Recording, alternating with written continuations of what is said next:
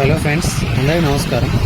మనం ఈరోజు కరీంనగర్ జిల్లా, పాత కరీంనగర్ జిల్లా జగిత్యాల పట్టణంలోని జగిత్యాల కిల్లాను సందర్శిద్దాం.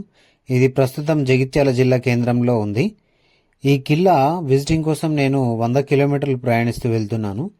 ఈ కిల్లా 17వ శతాబ్దంలో పునర్నిర్మాణం జరిగినట్లు మనకు అక్కడ చూస్తే, ఆనవాళ్ళని బట్టి చూస్తే అర్థమవుతుంది. ఈ కిల్లా ఎలగందుల రాజ్యానికి అనుబంధంగా పరిపాలన సాగిందని చెప్తున్నారు. ఇక్కడ మరో ట్విస్ట్ ఏంటంటే, ఈ కిల్లాలో కూడా ప్రాచీన ఆలయానికి చెందిన శిలలు ఈ కిల్లా గోడల్లో ఇరికించారు. బాల్కొండ కిల్లాలో ఇరికించినట్లుగానే అదే ఆకృతితో కూడిన శిలలు ఈ కిల్లాలో మనం ఇప్పుడు చూడబోతున్నాం. ఇదే జగిత్యాల కిల్లా. ఈ కిల్లా నేలకు సమాంతరంగానే నిర్మించినప్పటికీ చాలా సరికొత్త టెక్నాలజీతో, సరికొత్త ఇంజనీరింగ్ టెక్నాలజీతో నిర్మించినట్లు మనకి ఇక్కడ చూస్తే అర్థమవుతుంది. ఆ కాలంలో ఈ కిల్లాకు 2 ద్వారాలు ఉన్నాయి. ఇది ఇప్పుడు మనం చూస్తున్నది ఉత్తర ద్వారము. ఉత్తర దిక్కున ఒకటి, అలాగే పడమర దిక్కున ఒక ద్వారం ఉన్నాయి. ఈ ద్వారం ఎలా ఉండదంటే, దాదాపుగా బాహుబలి సినిమాలో ఉన్నట్లుగానే చైన్లతో నిర్మించి ఏనుగులతో దాన్ని క్లోజ్ చేసే విధంగా నిర్మించారు. ఆ ద్వారం రాత్రికి పూట క్లోజ్ చేసేవారంట. ఆల్రెడీ ఆ ద్వారానికి ఒక ప్రధాన ద్వారం ఉండగా, ఇది నీటిపై నుండి దాటి వెళ్ళేందుకు, నీళ్లు కందకం నుండి దాటి వెళ్ళేందుకు దీనిపైన ఒక బ్రిడ్జ్ లాంటి నిర్మాణం ఏర్పాటు చేసి, ఆ బ్రిడ్జ్ను ఆ ఏనుగులతో లాగి దాన్ని ఓపెన్ చేసేవారంట, క్లోజ్ చేసేవారంట రాత్రిపూట క్లోజ్ చేసి మళ్ళీ ప్రొద్దున దాన్ని ఓపెన్ చేసేవారంట. దానికోసం ఫ్రెంచ్ ఇంజనీర్లను దీనికోసం కేటాయించారంట. ఆ కాలంలో ఫ్రెంచ్ ఇంజనీర్ల టెక్నాలజీతో దీన్ని అలా నిర్మించారు. ఆ వీల్స్, జాయింట్ వీల్స్ ఉంటాయి అక్కడ, మనం అక్కడ చూస్తే అర్థమవుతుంది. ఇది ఇక్కడ ఆ కిందికి, కందకం కిందికి వెళ్ళేందుకు ఇది ద్వారం అన్నమాట. ఆ ద్వారం నుండి మనం ఆ కిందికి వెళ్ళి చూద్దాం ఎలా ఉందో. ఆ కందకం కింది మార్గానికి మెట్ల మార్గం ఉంది, సొరంగ మార్గము. అది చూడండి లోపల ఎంత గుహలాగా ఉంది. ఆ రాళ్ళు పేర్చి దాన్ని పకడ్బందీగా అమర్చారు. ఎంత నీళ్ళు వచ్చినా కూడా, ఆ కందకంలో ఎంత నీరు నిండినా కూడా మనం అక్కడికి వెళ్ళి ఆ నీళ్లు తీసుకొచ్చేందుకు ప్లస్ బయటకు వెళ్ళేందుకు ఇది మార్గం అన్నమాట. ఆ చివరన మళ్ళీ దానికి ఒక ద్వారాన్ని ఏర్పాటు చేశారు, తలుపులు బిగించడానికి. ఆ పైన చూడండి రాళ్లతో పేర్చారనమాట. కట్టెలు ప్లస్ రాళ్ళు వినియోగించి దీన్ని నిర్మించారు డంగు సున్నంతో.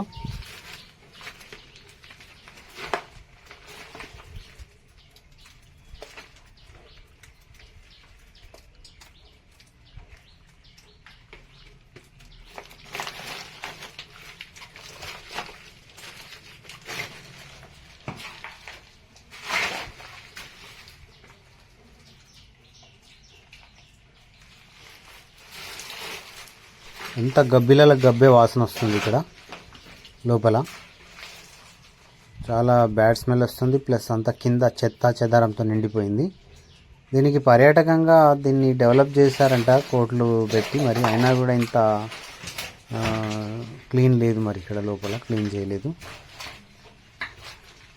ఇది ఎమర్జెన్సీ సమయాల్లో మాత్రమే వినియోగించేవారు అనుకుంటాను, అక్కడ డోర్స్ క్లోజ్ చేసి.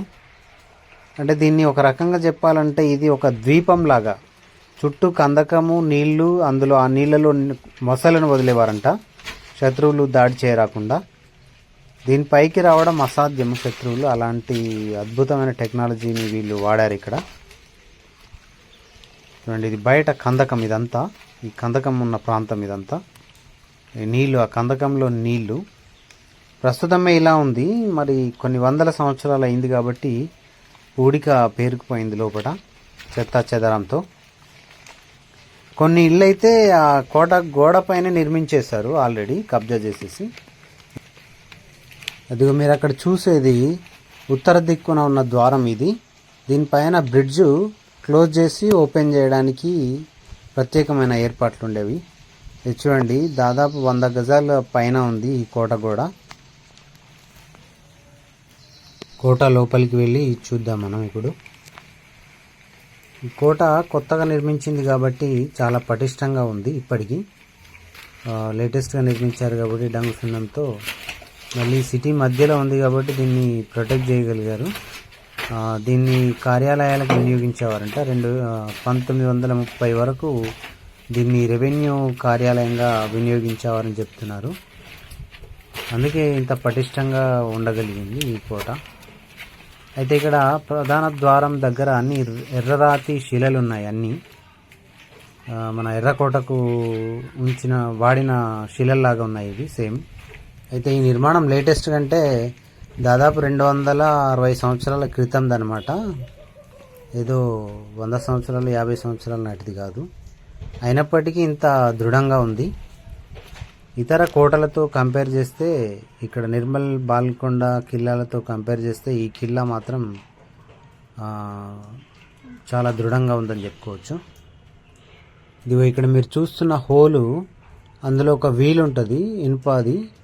ఆ వీల్ను ఆ బ్రిడ్జ్ లాగడానికి యూజ్ చేసేవారు అనమాట దీన్ని. ఇవన్నీ ఎర్రరాతి శిలలు చూడండి, ఇటుకల్లాగా అనిపిస్తున్నాయి కానీ అవన్నీ రాతి శిలలే.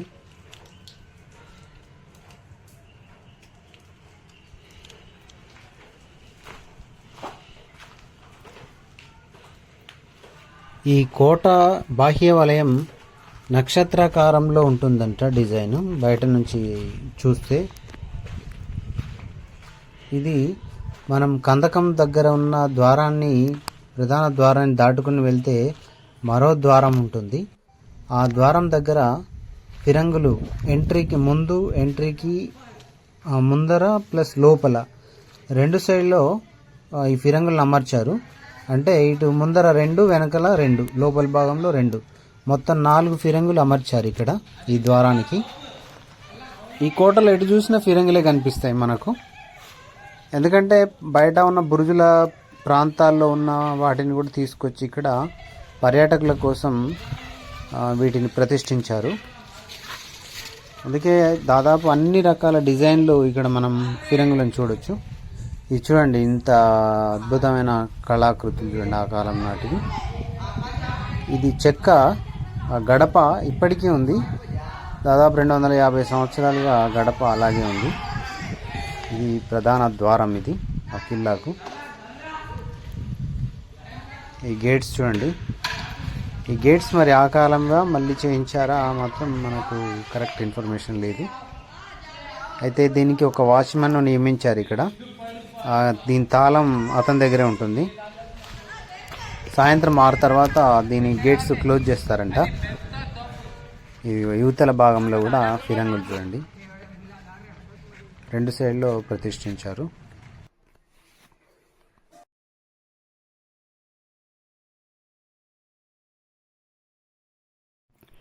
మనం కోట లోపలికి వెళ్ళిన తర్వాత లెఫ్ట్ సైడ్లో మెట్లు ఏర్పాటు చేశారు పర్యాటకంలో భాగంగా. ఆ మెట్లపై నుండి వెళ్తే ఆ కోట గోడ పైకి వెళ్తుంది మార్గము. ఆ కోట గోడ పైన ఫిరంగులు ఉన్నాయి అక్కడక్కడ. అయితే ఏ కోటలో లేని విధంగా ఇక్కడ ఫిరంగులు మాత్రం చాలా భద్రంగా ఉన్నాయి. దాదాపు 40 ఫిరంగుల వరకు ఉన్నాయి, చిన్నవి పెద్దవి అన్నీ కలిపి. అయితే రకరకాల డిజైన్లలో మనం ఇక్కడ ఫిరంగులు కూడా చూడొచ్చు. మినీ ఫిరంగులు కూడా ఉన్నాయి ఇక్కడ, ఎక్కడ లేని విధంగా. నేనైతే ఇంతవరకు చూడలేదు అలాంటి చిన్న చిన్న ఫిరంగులు అనమాట. అవన్నీ మీకు ఇప్పుడు చూపిస్తాను.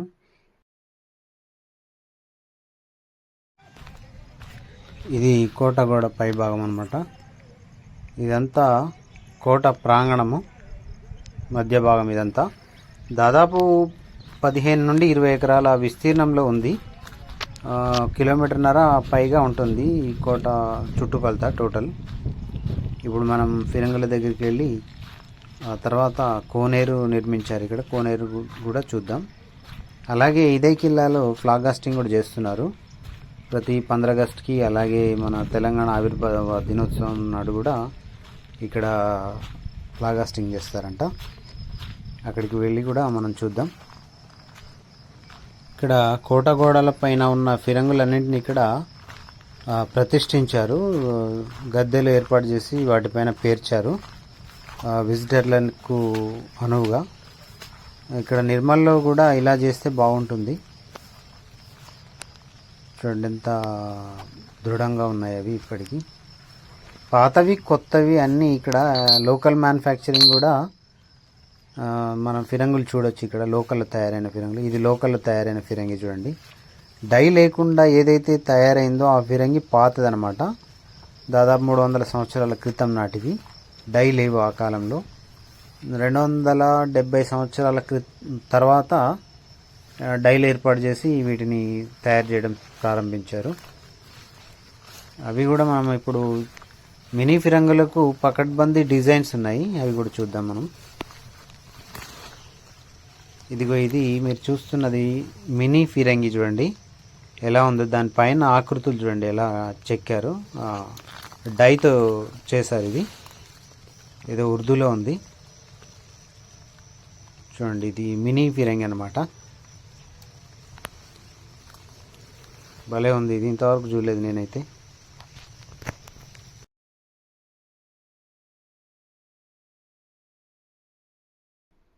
ఇక్కడ ఈ గద్దెలన్నీ ఫిరంగుల కోసం నిర్మించినవే ఇవన్నీ. ఆ గద్దెల ఈ కిల్లాలో నీటి వసతి కోసం ఇక్కడ కోనేరు ఏర్పాటు చేశారు. ఆ కోనేరు చాలా పెద్దగా ఉంది. ఆ కోనేరులో కూడా గదులున్నాయని చెప్తున్నారు లోపల. మనం అక్కడికి వెళ్ళి చూద్దాం ఇప్పుడు. ఇదే ఆ కోనేరు చూడండి. ఇప్పుడే నిర్మించినట్లుగా ఉంది ఆ కోనేరు, ఎందుకంటే నీళ్లు కూడా చాలా పుష్కలంగా ఉన్నాయి లోపల. ఆ లోపల మరి గదులున్నాయని చెప్తున్నారు. అవి మరి బట్టలు మార్చుకునేందుక మరి ఎందుకు అనేది తెలీదు.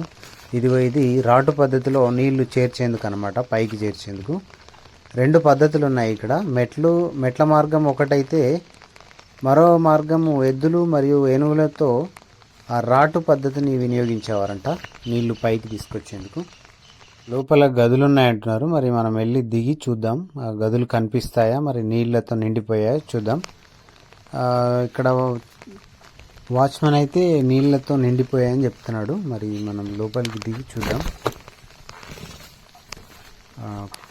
సైడ్లో నడవడానికి ప్లేస్ ఉంది, నడవడానికి ప్లేస్ ఉంచారు.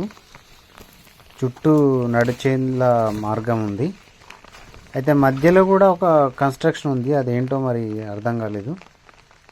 అతను కూడా చెప్పలేకపోయాడు ఆ కన్స్ట్రక్షన్ ఏంటి అనేది. అది ఆ చెట్లతో నిండిపోయింది, అదే కన్స్ట్రక్షను. అది ఏంటో గద్దెలాగా ఉంది.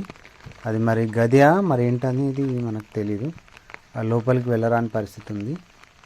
ఎండాకాలం అయితే మాత్రం పాసిబిలిటీ ఉంటుంది. మరోసారి ఎండాకాలం వచ్చి విజిట్ చేద్దాం.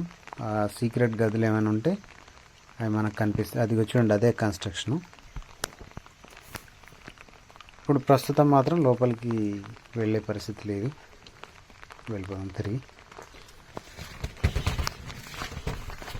మనం ఇప్పుడు అయితే ఈ కోట బాహ్య వలయం మొత్తం నక్షత్రాకారంలో నిర్మితమై ఉందంట పైనుండి చూస్తే టోటల్గా. ఇప్పుడు మీరు చూస్తున్నది జైలు భాగము, కలర్ వేసింది. ఇప్పుడు మనము పడమర ద్వారానికి వెళ్ళి చూద్దాం. పడమర ద్వారం పక్కనే ఆలయానికి సంబంధించిన శిథిలాలు ఉన్నాయి. ఆ శిథిలాలనే ఈ కోట గోడ నిర్మాణంలో వాడారు వాళ్ళు.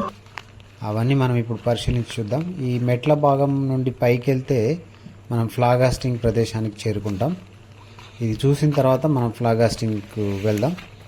అయితే ఈ పశ్చిమ ద్వారము చెప్పాను కదా ఇంతకుముందు, ద్వీపంలాగా ఉంటుంది ఈ కోట అని.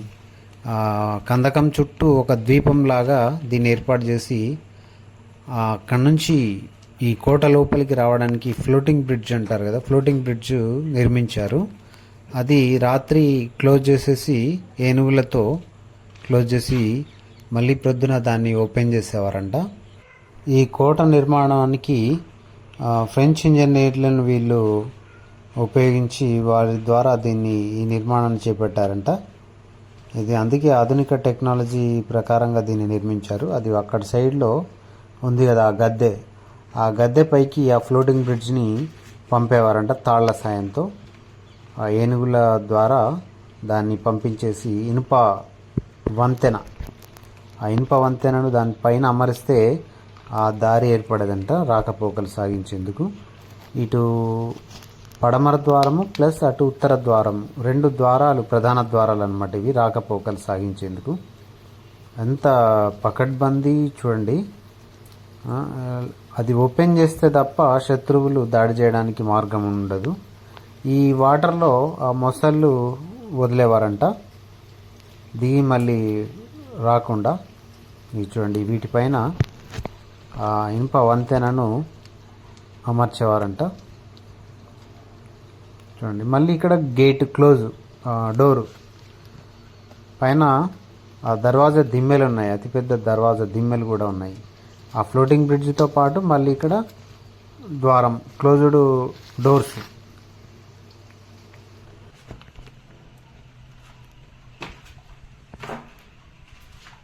అది పైన చూడండి, ఆ దర్వాజా దిమ్మెలు, రాతి దిమ్మెలు చూడండి, దర్వాజాలు ఫిక్స్ చేయడానికి. ఆ ఫ్లోటింగ్ బ్రిడ్జ్ ఓపెన్ చేసినప్పుడు ఈ దర్వాజాలు ఓపెన్ చేసి రాకపోకలు సాగించేవారంట. అయితే మనం ఇక్కడ ఆనాటి దాదాపు 250 సంవత్సరాల క్రితం నాటి చెక్క చూడండి, దూలాలు పైన అమర్చిన దూలాలు ఇప్పటికీ అలాగే ఉన్నాయి, చెక్కు చెదరకుండా. చూడండి, ఇవన్నీ ఆనాటి దూలాలు అన్నమాట ఇవన్నీ. ఇప్పుడు ఈ ద్వారం పక్కనే మనము ఆలయానికి సంబంధించిన శిథిలాలు మనం చూడొచ్చు. అంటే ఆ రోజుల్లో అంతకుముందు దాదాపు 1000 ఏళ్ల క్రితం నాటి శిథిలాలు మనం ఇక్కడ గమనించవచ్చు. ఇదిగో ఇవన్నీ ఆలయ శిథిలాలు అన్నమాట. ఇక్కడ మీరు చూస్తున్నాయి ఆలయ శిథిలాలు. చూడండి, మనకు అక్కడ నిజామాబాద్లోని నీలకంఠేశ్వర ఆలయంలో, అలాగే బాల్కొండ కిల్లాలో ఇరికించిన శిథిలాలు సేమ్ ఉన్నాయి. చూడండి, ఇవే సేమ్ శిలలు మీరు గమనించండి. బాల్కొండ కిల్లాకు లో వీడియోలో గమనించండి, సేమ్ శిథిలాలు, ఇక్కడ సేమ్ శిథిలాలు. అంటే ఇదంతా నిజామాబాద్ ప్లస్ కరీంనగర్, ఈ ప్రాంతం మొత్తానికి ఒకరి ఆధిపత్యంలోనే ఇది ఉండేదని మనకు అర్థం చేసుకోవచ్చు. అయితే నిజామాబాద్ కిల్లాను మాత్రం సుమారు 1000 సంవత్సరాల క్రితం ఇంద్రవల్లభుడు పరిపాలనలో ఇదంతా ఒకరి ఆధిపత్యంలోనే ఉండేదని మనం అర్థం చేసుకోవచ్చు. ఆ తర్వాత దండయాత్రలు జరిగి ఈ కిల్లా ఇతరుల చేతులకు వెళ్ళిందని మనం అర్థం చేసుకోవచ్చు. బాల్కొండ కిల్లా కానీ, జగిత్యాల కిల్లా కానీ దండయాత్రల తర్వాతనే ఇదంతా దీన్ని చెరిపేసి, ఆలయాలన్నింటినీ చెరిపేసి కిల్లాలుగా నిర్మించినట్లు మనం ఇక్కడ అర్థం చేసుకోవచ్చు. అయితే నేను పరిశీలించింది మాత్రం నిర్మల్, నిజామాబాద్, బాల్కొండ ప్లస్ జగిత్యాల మాత్రమే. ఆ తర్వాత మిగతా ఇప్పుడు ఎలగందుల ఫోర్ట్లో కూడా మరి ఎలా ఉందో పరిస్థితి చూడాలి. ఇవన్నీ దండయాత్రలు జరిగిన తర్వాత మాత్రమే ఆలయాలన్నింటినీ చెరిపేసి పెద్ద పెద్ద ఆలయాలను పడగొట్టేసి ధ్వంసం చేసేసి వీళ్ళు కిల్లాలుగా మార్చినట్లుగా, ఆ శిథిలాలతో కిల్లాలు నిర్మించినట్లు మనకి ఇక్కడ అర్థమవుతుంది. చూడండి, ఇవన్నీ ఆలయ శిథిలాలు. ఇవన్నీ చూడండి, ఆ సింబల్స్, ఆ డిజైన్స్ చూడండి. మీరు నీలకంఠేశ్వర స్వామి టెంపుల్కి వెళ్ళి గమనించండి, అలాగే బాల్కొండ కిల్లాకి వెళ్ళి గమనించండి. ఇవి సేమ్ ఉంటాయి, ఇవే సేమ్ శిలలు చూడండి.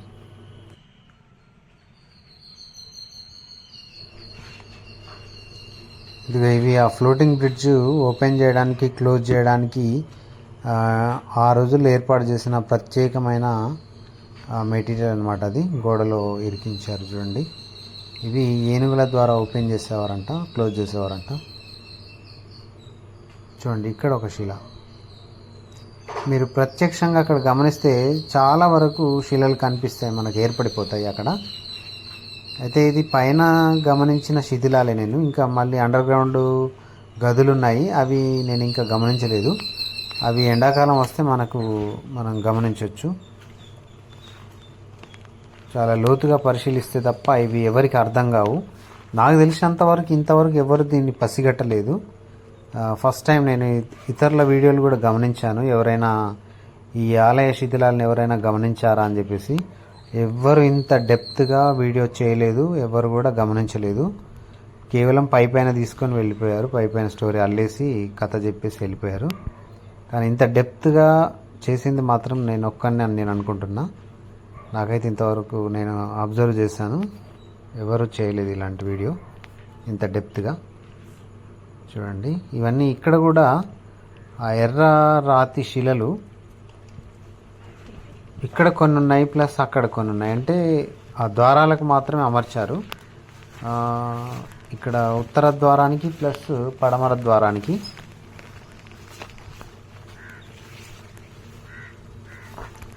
ఇదంతా మనకి ఇక్కడ దీని పక్కనే ఒక భవనం ఉంది, ఒక ఆయుధాగారము, ఆయుధాలు భద్రపరిచే గది. అది ఇప్పుడు మనం ప్రస్తుతానికి లోపలికి వెళ్ళలేని పరిస్థితిలో ఉంది. ఇప్పుడు మనం పైకి వెళ్ళి అక్కడ ఫ్లాగాస్టింగ్ జరిగే ప్రాంతానికి వెళ్ళి చూద్దాం.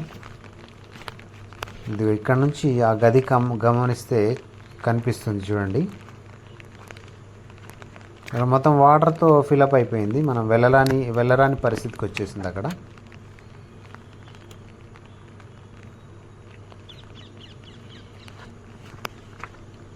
అది మొత్తం చెట్లు వాటర్తో నిండిపోయింది. ఆ చెట్లలో మొత్తం అడుగు భాగంలో మొత్తం వాటర్తో నిండిపోయింది, వెళ్ళరాకుండా.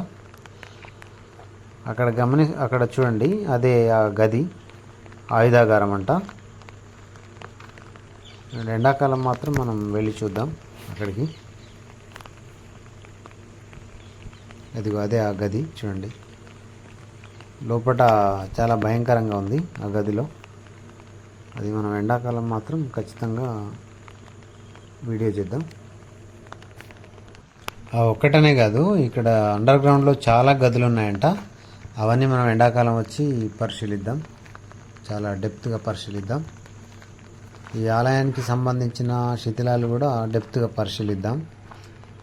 ఎందుకంటే ఒకరి సొమ్ము ఒకరు అనుభవించడానికి లేదు, ఎవరి సొమ్ము వారు అనుభవించడమే కరెక్టు, ఎవరైనా ఏదైనా సరే. ఇది పై భాగం, ఇది ఫ్లాగాస్టింగ్ జరిగే ప్రదేశం అన్నమాట. ఇదిగో ఇక్కడ ఫిరంగులు చూడండి, ఎటు చూసిన ఫిరంగులు ఈ కిల్లా పైన. అది అక్కడ ఒక ఫిరంగి.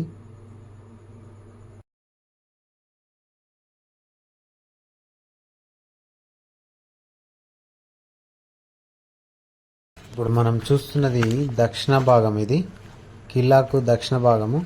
అదే ఆ ఫ్లోటింగ్ బ్రిడ్జ్ అనమాట. దానిపైనుండి ఇటు మార్గం ఉండేది, మార్గాన్ని క్లోజ్ చేసి ఓపెన్ చేసేది అనమాట. అది చూడండి ఎంత వెడల్పులో ఉందో, చాలా లోతుగా ఉండేదంట. ఆ కాలంలో 2 తాటి చెట్ల లోతు అంత ఉండేదంట ఈ మార్గము, ఈ కందకము. అయితే ఈ కోట గోడలపైనే దాదాపు చాలా భవంతులు నిర్మించేశారు, కబ్జా చేసేసి. ఇదే ఫ్లాగాస్టింగ్ చేసే ప్లేస్ అన్నమాట. ఇక్కడ ఎర్రకోటలో లాగా ఇక్కడ కూడా ఫ్లాగాస్టింగ్ చేస్తున్నారు. చూశారు కదా ఫ్రెండ్స్, జగిత్యాల కోట ఎలా ఉందో. మనం చరిత్ర నుండి గుణపాఠం నేర్చుకోవచ్చు. అందుకే ప్రతి వ్యక్తి చరిత్రను అధ్యయనం చేయాలి, చరిత్రను పరిశీలించాలి, సుదీర్ఘంగా పరిశీలించాలి. దాన్ని బట్టి మనం ఎలా నడుచుకోవాలో కూడా నేర్చుకోవచ్చు. సో మా వీడియో నచ్చినట్లయితే లైక్ చేయండి, షేర్ చేయండి, అలాగే సబ్స్క్రైబ్ చేసుకొని బెల్ ఐకాన్ నొక్కండి.